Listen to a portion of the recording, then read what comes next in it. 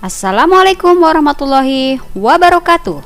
Jumpa lagi dengan Ibu Rini dalam muatan matematika tema 7 tentang penyajian data. Sebelum mulai, mari kita berdoa terlebih dahulu.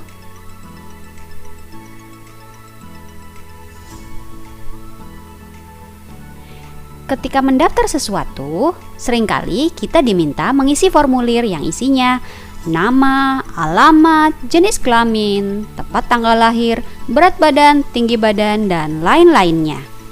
Formulir harus diisi dengan benar. Isian formulir ini disebut sebagai data. Jadi, apa ya yang dimaksud dengan data? Data adalah catatan yang berisi tentang kumpulan fakta. Mari kita lihat data berikut ini.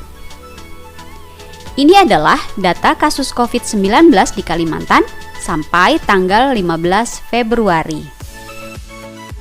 Data ini menunjukkan kasus COVID yang ada di Kalimantan, baik Kalimantan Timur, Kalimantan Selatan, Kalimantan Tengah, Kalimantan Utara, dan Kalimantan Barat.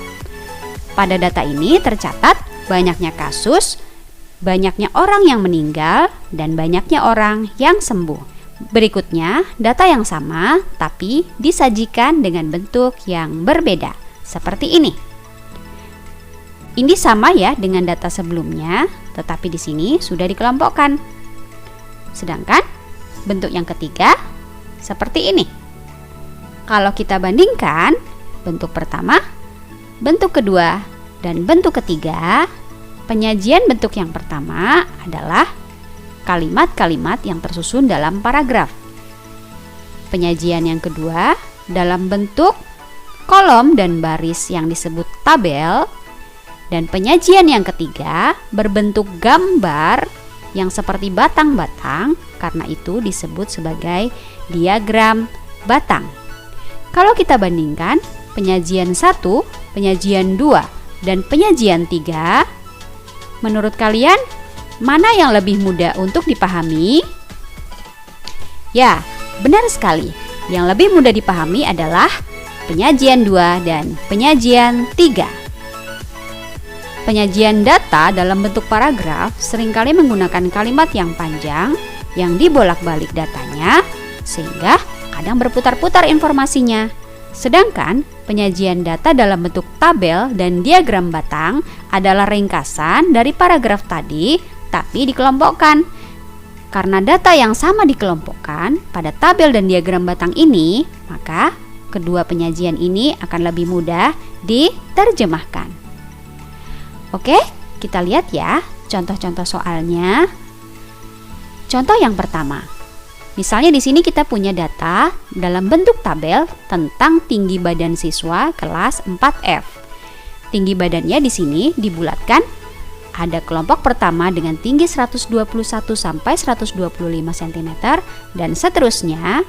Setiap kelompok tinggi badan sudah tercatat banyaknya siswa masing-masing. Misalnya ada pertanyaan seperti ini. Kita coba jawab satu persatu ya. Pertanyaan yang pertama, berapa siswa yang tingginya 126 sampai 130 cm?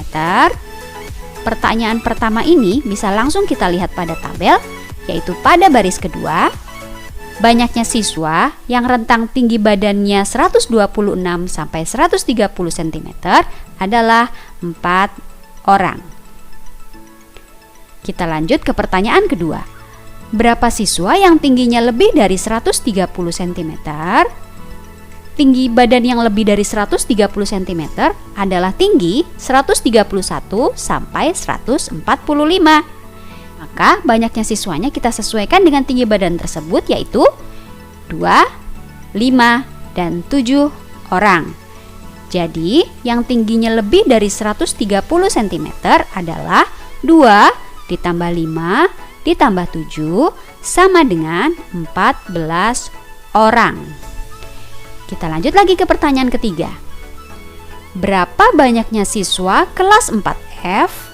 Nah, karena tabel di atas ini menunjukkan data tinggi badan dari tiap-tiap kelompok, berarti siswa kelas 4F tingginya antara 121 sampai 145. Maka kita jumlahkan semua siswa yang ada pada tabel tersebut. Jadi, banyaknya siswa kelas 4F adalah 3 ditambah 4 ditambah 2 ditambah 5 dan ditambah 7 sama dengan 21 orang. Oke, kita lanjut ke contoh soal yang kedua.